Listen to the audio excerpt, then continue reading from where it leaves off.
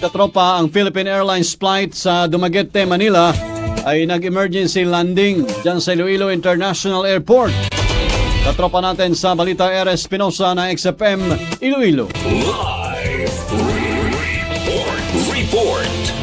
Nag-emergency landing sa Iloilo International Airport ang Philippine Airlines flight mula Dumaguete at papunta sa Manila. Nangyaring incident alas 4:30 kahapon ng hapon, Abril 19. Ayon sa Iloilo International Airport na hindi naging sapat ang oxygen supply sa cabin ng flight PR2544 matapos itong nakarating sa cruising altitude nito na 32,000 feet. Ligtas namang nakalapag ang nasabing aircraft. May ibang mga pasaherong binigyan kaagad ng medical assistance matapos sumama ang pakiramdam. Ayon sa ibang mga pasahero na hindi gumagana ang air condition ng eroplano bago ito nag-take off. Idineploy ng mga crew ng eroplano ang air mask sa mga pasahero matapos nahirapan ang mga itong huminga. Mula dito sa XFM 100.7 Iloilo. Para sa nagkakaisang Pilipino sa Pilipinas, ito si Katropang Era Espinosa, XFM News.